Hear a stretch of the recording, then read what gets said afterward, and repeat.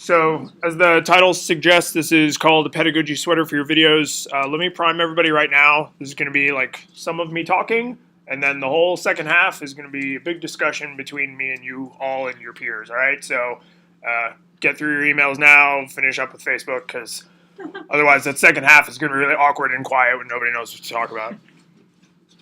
For anybody who hasn't worked with me before, I used to work here for him and with the rest of these smart people. My name is David Lyons. I then jump shipped, and I now work for Instructure. You may know the product we make. Some of you might have heard of it.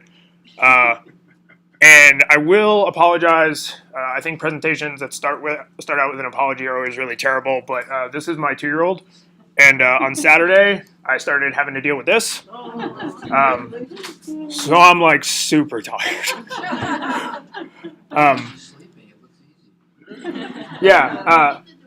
So I thought, actually, it's funny, right? Like, let's talk about video, and like, I don't have a video of my daughter. This actually is a video. It's just newborns are really boring. Like, they have 2 speeds, this and crying. So I caught a video of the sleeping one. But I think that's really actually a good segue into, does this thing I'm making really even need to be a video, right? So there's an unlimited kind of content you can put into your course. There's text and images. Of course, there's video. There's simulations. There's games. There's quizzes and assignments. And right, the list just goes on and on forever. Video is easier to make now than it's ever been before. We all carry around super high definition cameras everywhere we go. If you have a modern iPhone, they even do cool things like slow-mo, and you can get little tripods for them. There's a really good chance every single laptop I see in here has an HD camera built into it. Everybody has screen recording software built in. It's rudimentary, but it'll get the job done, right? So it's easier now to make this stuff than it's ever been before. But do you always need video, right? Sometimes it's not going to be that helpful, right? Your rate of return is going to kind of peter out really early. Other times it could actually be detrimental. Some stuff just doesn't really lend itself well to video. So that's something I kind of assume for everything we're going to talk about, that you have asked yourself that question and decided, yes, I do want to make a video, right? And then when we say video, what do I really mean when I say video? So let's get some audience participation. When I say video, what do you guys think that means in the context of your course? Something moving. That's good. It's incredibly broad. Visual recording. A visual recording. Good. Anybody else? Sound. It's got sound. Okay. Does video have to have sound? Animated GIFs, do those count as video? No. Okay. So to me, this is kind of a spectrum. So you have like a 30-second talking head, right? Like a little news blurb, like, today at 11, half the teams won their games in all the sport ball competitions. And then you could have like a desktop recording, right? So here's me showing you how this software works, and I've recorded my desktop. Then you could have something like lecture capture, right? Noah talked about Panopto, so that would kind of count as video. And then you have something like a full-length feature film, right? Like a movie, right? These all kind of fall under the broad umbrella of video. So if you use video in your course, it could be any of those things. But I really want to talk about the last two for a second. Anybody not see this yet? Okay, so you're all dismissed. Oh, where's the downtown people? Where's the closest theater? Right over there? Okay, so go. Expense it to your department. Yeah, so when I say video in the context we're talking about here, I really don't mean films. Some of you might teach in a context where a film is appropriate, and there's nothing wrong with films. It's just that you have not a lot of control over these, right? If you're giving an assignment to a student where they need to watch a film, it's probably not really appropriate for you to break that up into chunks and to do weird things with it and mess with it. Like you're assigning them this product as it exists. So I really don't mean films. And I kind of don't mean lecture capture. And the reason is there's nothing wrong with lecture capture, so I'm not trying to decry anybody who uses lecture capture. And it can benefit from some of the things we're going to talk about. But the reason I say lecture capture kind of doesn't count is because you are really just providing this reproduction of a live event. And then anything you build on top of that is going to work with the things we're going to talk about, but there's a limit to how you can chop up and rework lecture capture before it stops being lecture capture, and then it's just a video that happens to include these live recordings. So feature films, lecture capture, not totally inside the scope. So with disclaimers and definitions and explanations out of the way, what I want to talk about for the first half of this is some kind of bare bones things that I feel like you have to do to make your videos really good and usable in your course. And the first thing I want to talk about is duration. So how long, somebody volunteer, how long should your videos be? Wrong, shorter than that. How long should videos in your course be? No, shorter than that. 1 minute. 1 minute, 1 minute's good. I'll go with 1 minute. No, really, it's just short. So I like that I heard single digit numbers. What number were you going to say before I talked over you? 4 minutes? 4 minutes is good. Single digit numbers are good. I don't think there is any evidence anywhere that suggests that anyone likes watching a Peter Jackson length Lord of the Rings extended edition epic just to find out the answer to one question or to review one small piece of content. And there is really zero evidence that it's good pedagogy to do tricksy things like put the valuable piece of information somewhere near the very, very end. So if you have a 90-minute video and then there's a quiz question that can only be answered based on something that was said at minute 89, that's more of a trick than making sure they actually watch the whole thing, right? Because we want to make sure they engage with the content. We want to make sure they're learning the content. And this is really just like, oh, did you read that one footnote on page 600? Oh, you didn't? Well, then you can't get 100% on the test. It's kind of, we're sort of losing sight of the goal of providing them this content. Everybody know what this is? How many people in this room have this? Yeah. That exact model. Yeah, no, not that exact model. It can be a similar one. This is increasingly what we're watching video on. So if you are a millennial, of course, that's where the stereotype lives. Like, we all live on our phones if we're under 35 or 33 or whatever the age is. But really, that's not true. This is actually everybody. Everybody's using their phone more and more. If they have a smartphone, they are using it to do more and more things because the screens have gotten larger, they're more powerful, they're more capable, they're with us all the time. If you're a photographer, there's the old adage that the best camera is the one you have with you. Well, the best computer is the one you have with you. So if you need to watch a video and you have your laptop at home, but your phone's in your pocket, which one are you going to use? You're going to use your phone. And you really, again, do not want to watch a 6-hour movie on your phone like this. It's not a great experience. Your teenager does.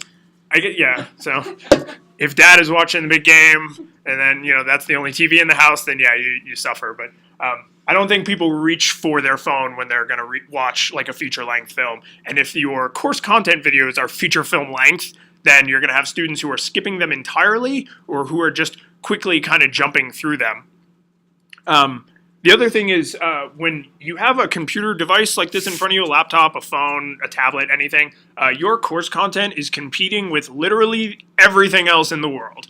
Right? I can just as easily get to a video in your course as I can to YouTube or Reddit or Tumblr or Twitter or Facebook or anything else, right? They are all the same amount of effort away.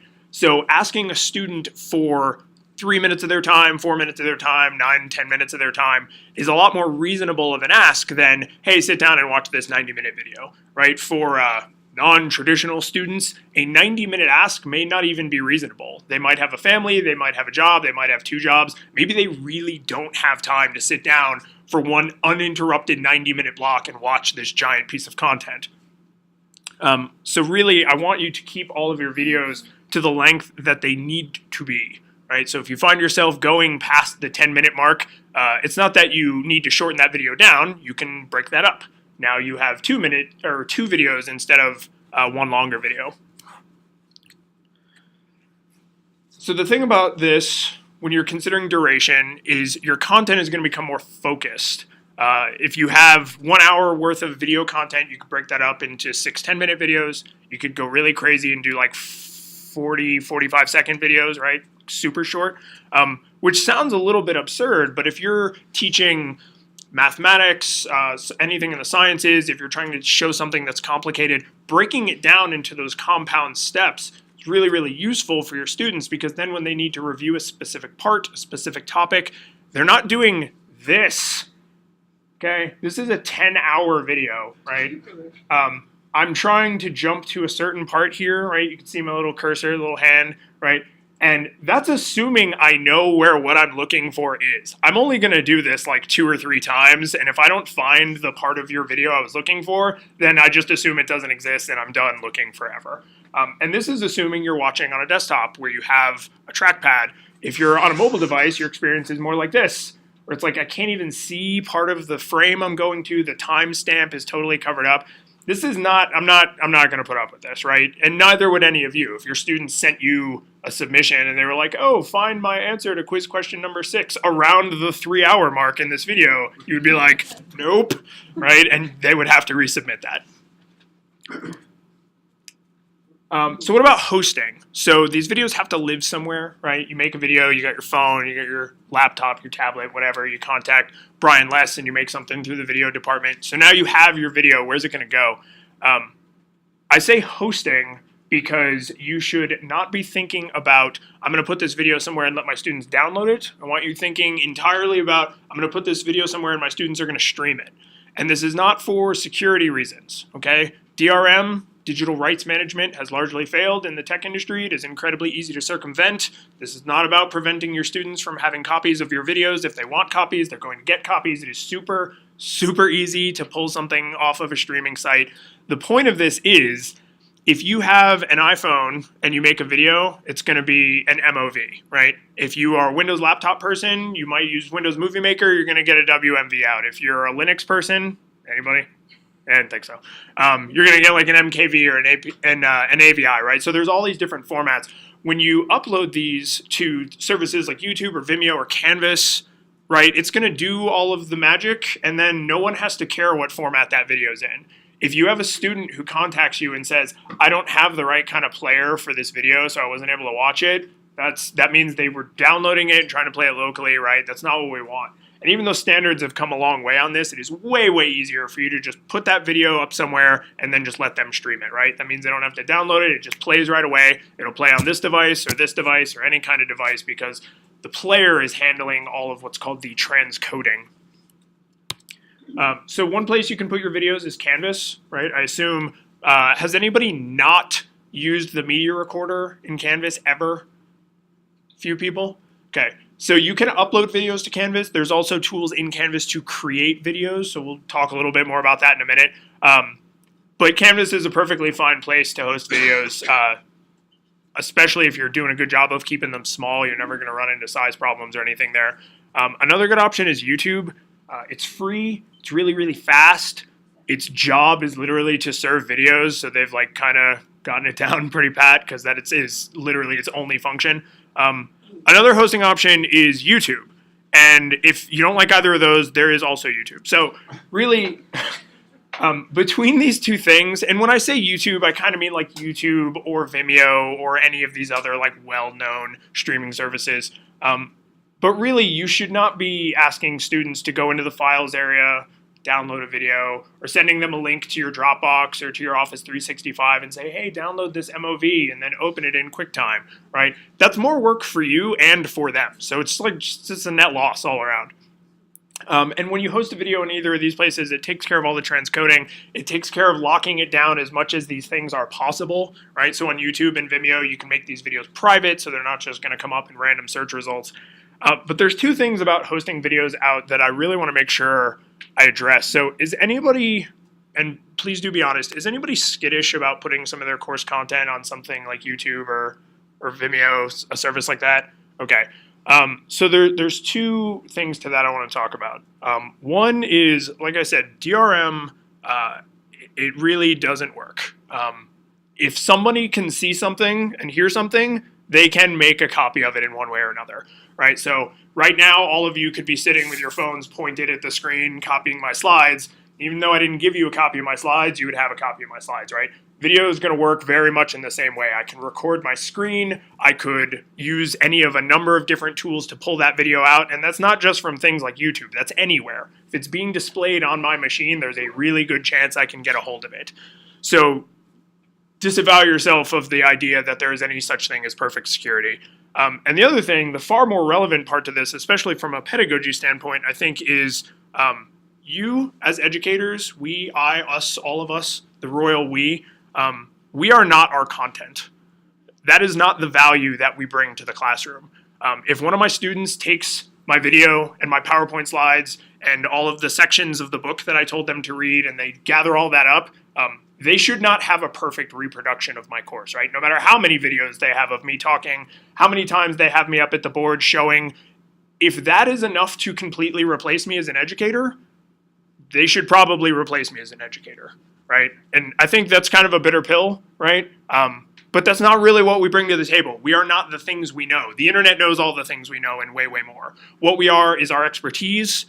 We're the feedback we provide students, right? The feedback loop, not just one time, but that ongoing conversation across the semester, maybe even across their entire educational experience here at CU Denver and Anschutz, and really our guidance kind of as educators. So once you kind of separate yourself from the idea that if a student gets a hold of that recording, they'll like, right, we're not tribals with the mirror and they've like captured a piece of your soul, right? Like if they have that, that's okay. You can still provide a lot of good value there. And if not, then, I don't know, Khan Academy. Yeah. Can you tell us the difference between an unlisted video and a private video on YouTube? So a private video requires it to be explicitly shared, meaning, so like say you're, Professor Smith at gmail.com. If I want to share a video with you, I would have to make my video private and then say, but Professor Smith can see it. And also David Thomas at gmail.com can see it, but nobody else can see it. Even if they have the link, they would have to be logged into one of those two accounts. An unlisted video means that anyone with that URL, which nobody's going to guess, by the way, those URLs are incredibly robust. Anybody who had the URL could technically see that video. They don't have to be logged in or anything, but it won't appear in search. It cannot be stumbled upon accidentally. They have to know exactly where they're going. So we should list them as unlisted. And put the URL in Canvas, where our students Correct. can do it. So if you've ever embedded a YouTube video in Canvas with that LTI embed, that's going to search things that are public. One of the smart things Canvas does is if you give it a YouTube URL, it goes, oh, that's a YouTube URL, and it just turns it into an embed. So you can put a video on YouTube and make it unlisted, and then just copy paste the URL, and then it will turn it into the nice, pretty, play in line. If you're really concerned and you just want that little bit of peace of mind, Vimeo does offer password protected videos, but the password is cookie, okay? So I only told her, but now everybody in the room heard me, right? So it's like, yeah, it's an additional step of security, but it's more like a security blanket than like a vault door. But that's another option. This is a small little bit that might interest you. I had a couple of clips that had content from Frontline on PBS as part of my critique. Mm-hmm. And I got notice from YouTube that I had, copyrighted content. I had to remove the video. Just so you know, they're looking at those videos and what you have. Yeah. So there's an entire terrifying conversation about, those are called DMCA takedowns, Digital Millennium Copyright Act. And unfortunately, smart people have figured out how to automate those. So they have little robots running that just check videos by the millions every day, and they make copyright claims that they literally don't have the authority to make. It's kind of a broken system. Vimeo does not participate in that as far as I know. Obviously, anything in Canvas is not going to be subject to that same kind of thing. That is a concern with YouTube. I find with educational content, unless you foolishly put, like a David Bowie song underneath it, right, like the day after he passed, when they're looking for that kind of thing, then you're probably all right, because it's unlikely that someone's going to say like, oh, that person that isn't me and is talking about their class, I have copyright authority to that. So educational stuff's usually pretty safe. Was there another hand? Yeah, I probably will need additional consultation on this with somebody, but my course is national security, and I always do a simulation, and I have to be extremely careful that people don't think what I'm simulating is really happening. Mm-hmm. And so that is, I've had to do Yeah. that, like when we did old school and had the situation manual as a printed, and now the situation manual and everything is, I'm going to have, because the class is now online, and I'm going to have to do it online. And so the way we typically handle it in the security circle is we scream out, this is an exercise. Right. I just really have to think carefully now about, the possibility that somebody could take my face and say, oh, she's screaming about a nuclear attack. Sure. So I may need some additional So my help on When you this. disappear, That's a joke. Yeah. Every semester I teach. So now look, if I'm not in class the next day. But anyway. my off the cuff, not being intimately familiar with your subject matter, is a watermark. So something across the bottom, like a lower third or in the corner that says, fake, fake, fake, fake, fake, fake, fake, fake, right? Simulation, educational material, not real. Please don't take all your money out of the bank and stuff it in your mattress, that kind of thing. For some of your content, that may be sufficient, right?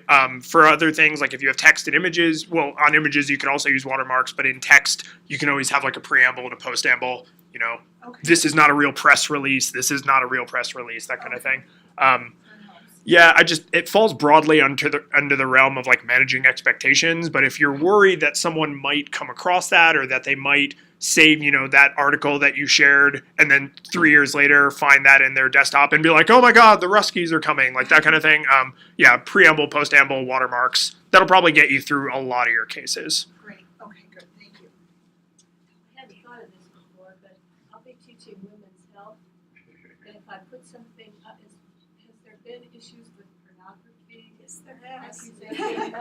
Or when I get to the reproductive part of it, if it's I don't think it'll be a video anymore like the PowerPoint, but there is. How do you deal with it? Oh.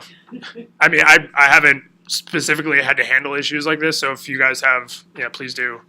Would the unlisted inside the agency works, and then if I'm making it, I make it also unpublished as soon as possible.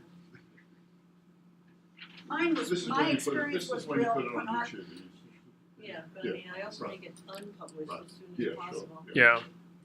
My experience was not with women's health or legitimate, it was actual pornography. And I'm in the school of business, and business people say this is a business. It's a legal business. I want to study this business. Yeah.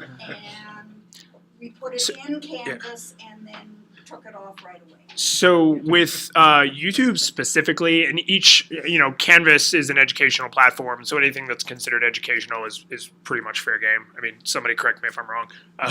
But with YouTube specifically, and I imagine like Vimeo and the others are probably pretty similar, they actually make a specific difference between pornography and between things that constitute educational, scientific, or artistic intent. If you look around, you can actually find videos on YouTube of people having sex because it's artistic, right? There are not a lot of them. They tend to toe the line, but if it's something that's obviously for reproductive health, biology or physiology, anatomy class, that kind of thing, they're not going to give you any grief about that. There's tons of stuff on YouTube that you could find right now like that. Yeah. And if you are concerned, if like say you put a video up and it does get flagged for whatever reason, that might just be a case where it's easier to host it in Canvas instead of on YouTube or Vimeo. So those are good questions, and actually that came up at a perfect time because I kind of want to now segue into more of the discussion and less of these are the non-negotiables. So the things we just talked about, is it short? Does the content benefit from being in the video format? Is it relevant to your course? Is the content in the video focused to as few topics, maybe even just one, as possible? Once those boxes are checked, and it's been hosted somewhere where your students can get to it reliably, right? They don't have to do wizardry and knock on the door of the special pattern just to get the video every time. Then what, right? So now what do you do with these videos that makes them more valuable than just saying, read these 10 chapters and then in 6 weeks we're going to have a midterm, then read these other 10 chapters and then 6 weeks later we're going to have a final, right? We've kind of nailed down that version of a class and we sort of know that's not the ideal way to teach. So turning that experience into just videos, I don't think really brings a lot to the table. So what can you do to make your videos more relevant in your course? So I have some notes that I took here, and Alex, are you going to be able to take? Okay, so while we're discussing as a group, Alex has agreed to take some notes for us, so speak clear enough that he can hear you, and then we'll share this out after the presentation.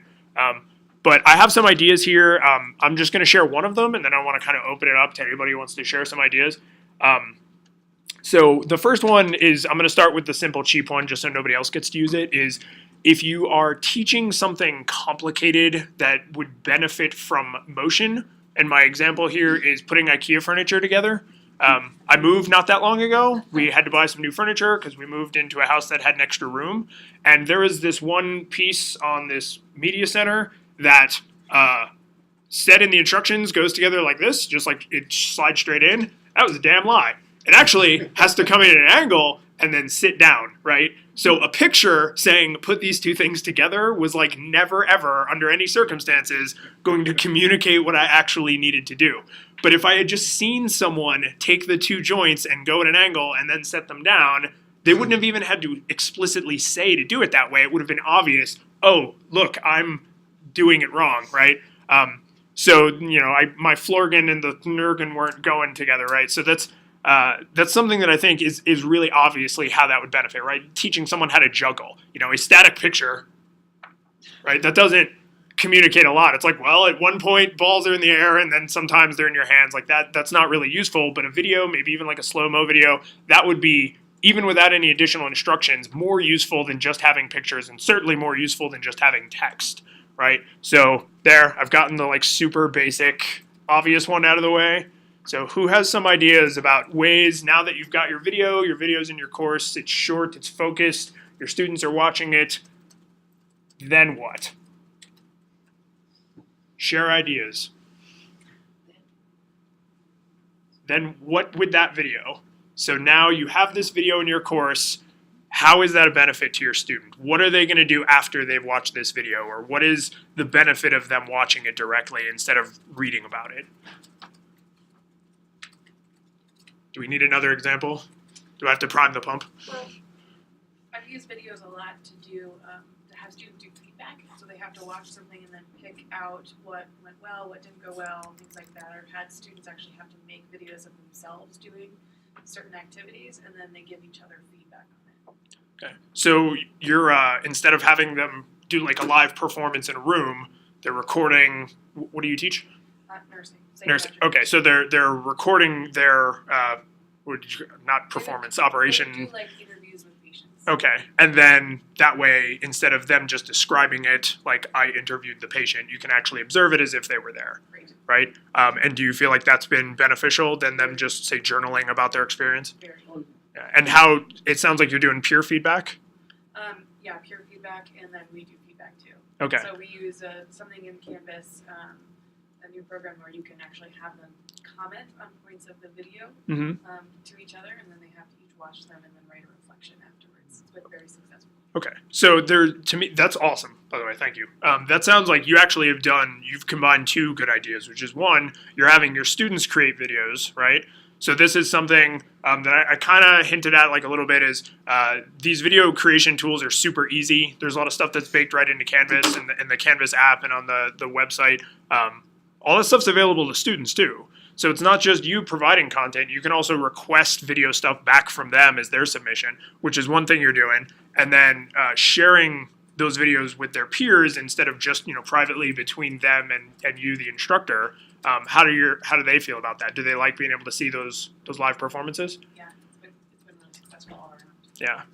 Yeah. So to me, the big benefit of that is if I'm a student, so say we have a room like this, and I'm the instructor, you guys are my students, it would be really boring for all of you if I said, okay, you now interview the patient, now you interview the patient, now you interview the patient, right? Because after like the second one, we've probably all tuned out, right? But if I have a bunch of videos from my peers, I can watch a couple now, I can leave my feedback and comments, and then later I can watch a few more, right? I might actually be only required to say watch 2 or 3, but I might end up watching half a dozen or all of them, because I don't have to sit in a room for 3 hours and just watch everybody do the same thing over and over, right? So to me, that's a huge benefit of that, taking a live performance and sort of distributing it across time. Yeah.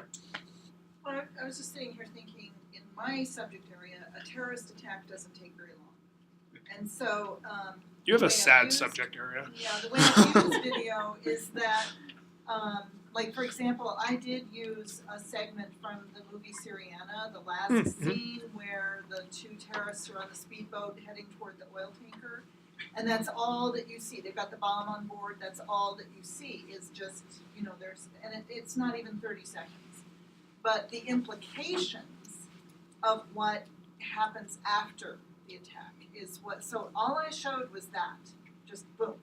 And then my students had to figure out, my students had to figure out, not only was there the immediate, tragedy and aftermath of the attack, but then all of, it's like concentric waves. All the things that happen after that they have to do the problem solving about it. Mhm. So that's how I've used video, is that all they need is that one moment, but they then have to do the thinking about all of the, not just individual victims, but institutional and political and policy outcomes of that one moment.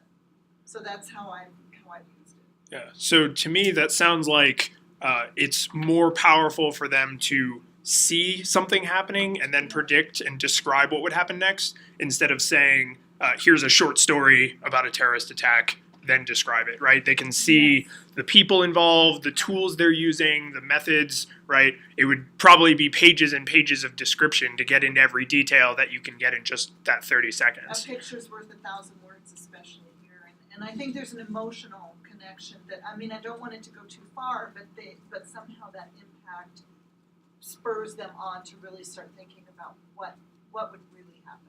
Yeah. Afterwards. I use videos to kind of to motivate why we're going to study things, and it takes students to places that they can't go, because we'll go look at a factory in Georgia, we'll go look at it, and except for the compare and contrast course in the Budweiser facility, we can't go do those things. That they love that option. but and so it allows you to move beyond a classroom, to take students elsewhere. And I don't think I really use them to, you don't have to learn about the textile plant in Georgia, but then you say, these are the managerial problems that a facility like this faces, and so we're going to learn these things so we can deal with those. And so it's kind of more motivation rather than the video itself teaching. Yeah. Well, so something I feel like you get there, I didn't talk about virtual reality, but has everybody heard of Google Cardboard by any chance? So it's basically a little cardboard box, and you slide your phone into it, and it holds your phone like this far away from your face, and it splits the screen in half, and then what you get out of that is like a simulated kind of virtual reality experience. That's like $20, right? Everybody already has a smartphone, and that thing costs like $20. There's of course more expensive headsets and stuff coming down the line, but to your point about a large facility like that, there are things I think as a student you would get.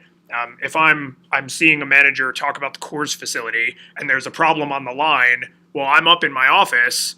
It's not like in text it would say there was a problem on the line. It's more like I heard a crash in the distance. Now I got to run down 2 flights of stairs. I got to put on my hard hat. I got to go out onto the floor, right? It's not like the problem happened right here where I can get to it. It might be on the other side of the factory. And seeing in a video like, oh, this is a gigantic room. Oh, all these people are very spread apart. They're not all in a tiny 20 by 20 space. That's something that you probably wouldn't take the time to describe in text, but in a video you just sort of get to absorb that sort of for free without necessarily focusing on it.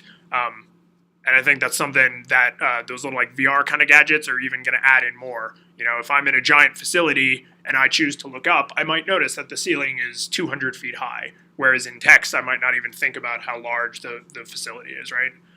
So yeah, I think there's a lot of, I guess, kind of ambient knowledge that you can soak up that wouldn't be worth necessarily describing in text. And that even kind of gets lost in pictures because you just have a static view, right? Whereas video is going to be moving, looking around, up and down. Are you watching the 757 being built on an assembly line?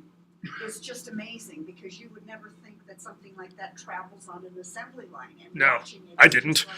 Yeah, it's an impressive video. Do we have one of those here? Because I swear I see the big tractor trailers with a wing going all the time. Windmills. Are they the windmill blades? Okay. It's hard. It's just a big white. Yeah. What you said has prompted something that's a concern for me, though, which is that if in doing my simulations, there are some things for security reasons that I can't video and I have to describe in text. So I did a simulation of an attack on the jury room at the Cisneros courthouse, and I can't go in with a video camera and say, well, look at the, look at the vastness of the jury room and think about, they wouldn't ever let me do that. So Yeah. I have, some things I have to. Yeah. I mean, and that's right. That's just a limitation of Yeah. the world. If you are doing, say, you're like a physics professor, your videos may always be graphical representations because we don't have a good way to show a literal atom smashing into another literal atom, right? So that's kind of an extreme case due to size constraints, but your situation I don't think is that different, right? You just literally can't go in there. Right. If you are using footage from, say, like the September 11th attacks, you can't go back in time and take footage from a different angle. You only have the footage that's available, right? So it sounds kind of cheesy to say it, but yes, the constraints of reality still apply. So there will be times where you either don't have the material available or you don't have better material available, and that could potentially influence whether or not you use a video at all. Maybe you don't want 3 seconds of video and then 20 pages of text. Maybe you just say, you know what, I'm just not going to have that 3 seconds of video because I can't go into the room. I'm just going to stick to text and photographs, right? So that could influence your media decision. I have kind of a question. You talked about millennials earlier, and something that's really popular now is Vine. And I saw something where people were using that to get a message across, and it's usually only 6 seconds. Do you think that could be something that's implemented in school or common in school classes? Yeah, I mean, the use cases would definitely get increasingly specific because you have such a constrained media.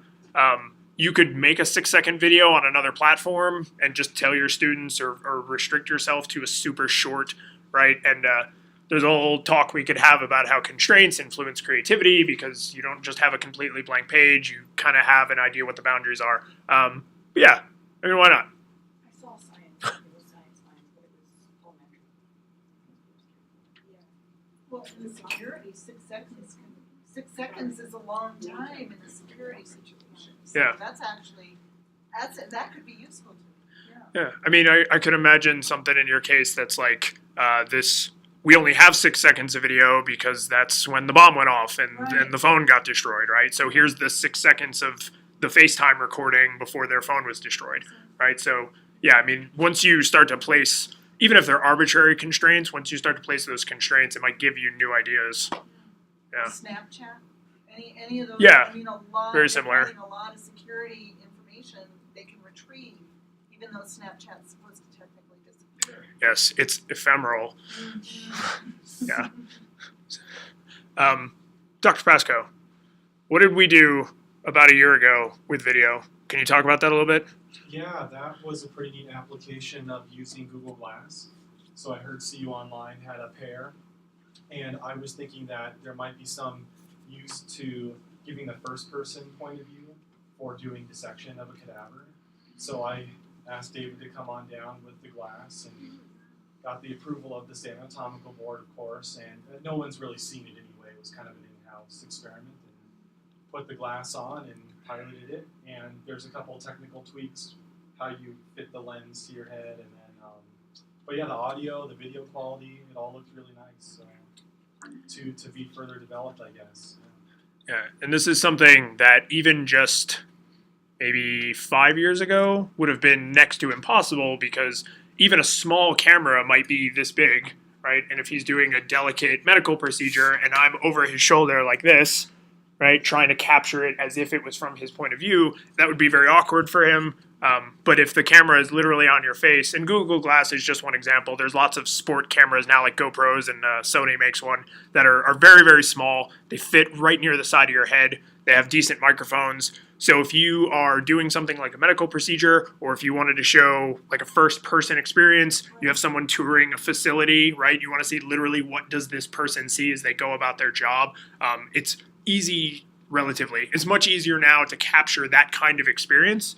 And then I think that'll even kind of segue a little bit into this VR experience where you go to a facility and you record it from your point of view, and then I, as the student, can kind of strap that thing on and be like, oh, this is me walking around the facility, except I didn't have to go, and I could do it at 2 a.m. in my pajamas on my couch, right?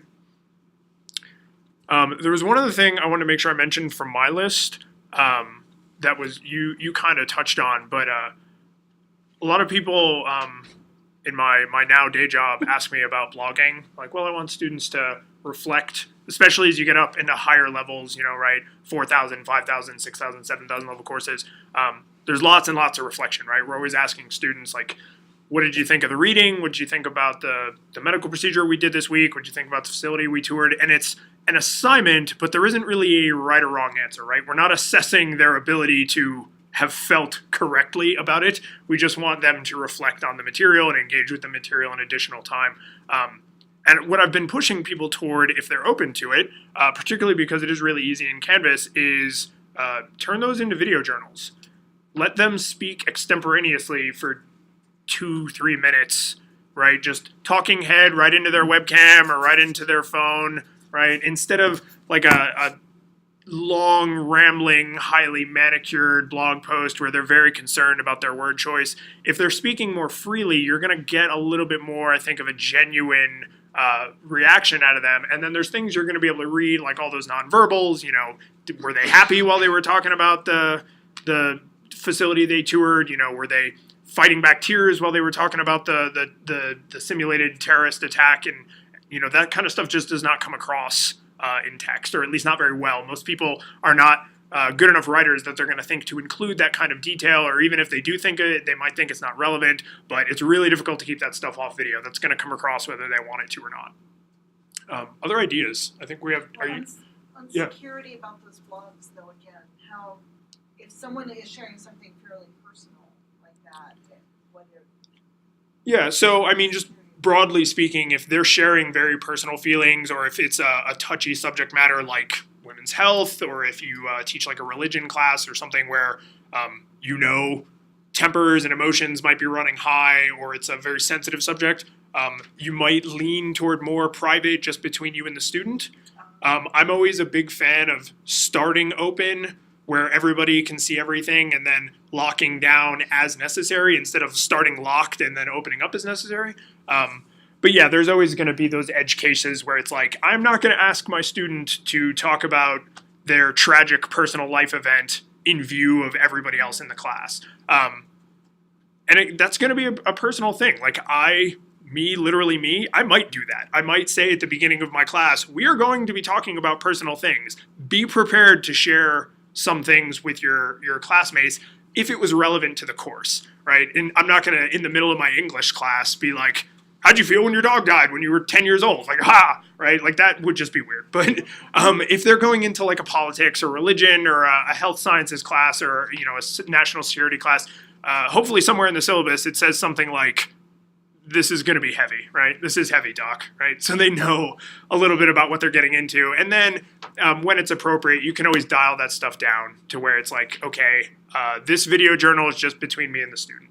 They don't have to share this with their peers. You can give them the option too. You might be surprised. Some students, old, young, tech savvy, not tech savvy, they might just be like, yeah, it's fine. I've told the story about the time my dog died 1,000 times. I don't care if I have to tell it again, right? And they might be open about it. Just ask a question? Yeah. Is it better to have audio only or video if it's just kind of you explaining something for a couple minutes? Like, is there some advantage for them to see your face, or is it better to just have like an audio clip? Yeah, that's tricky. I would say, when possible, lean toward visuals, because if you don't provide something to look at, they're going to find something to look at, right? There's a very interesting bit of research into doodling actually helps you focus on audio when you don't have anything to look at. So now everyone go back to your departments, and when you're in meetings, doodle. And when somebody calls you out on it, be like, no, I'm listening. You weren't paying attention. I'm doodling so that I can listen, right? But chances are your students are not going to doodle every time there's just an audio clip. So providing some kind of useful visual, never, ever, ever, ever, ever under any circumstances have a verbatim text of what you're saying. That actually engages two opposite parts of your brain that cannot work at the same time, and then they remember nothing or very, very little. So that's not a good visual, but like at the beginning, I had a picture of a raptor, like in deep thought, right? It's something to look at while I'm talking. It's something to focus on. My slides tend to be really simple, and that's fine. Super simple slides, photographs, relevant imagery, charts, graphs, that kind of thing is awesome. Really easy to set up, and then you can talk over it. Unless I had a specific reason not to include any visuals, I would probably shy away from just audio. But there are times, right? If it's a music class, you might not want them looking at anything. You might say, close your eyes, just listen to this, put on headphones. Yeah. So there's cases. Other thoughts? All right, I think we just hit time, so that was pretty good. Thank you guys all very much. Alex, can I count on you to clean those up and send those notes out to anybody on the participant list? Oh, sure. Thank you. So if he doesn't do that, that's the guy to yell at. But thank you all very much for those ideas. That was really tremendous. I hope everybody picked something up from your peers here. It was good. I know I learned some things.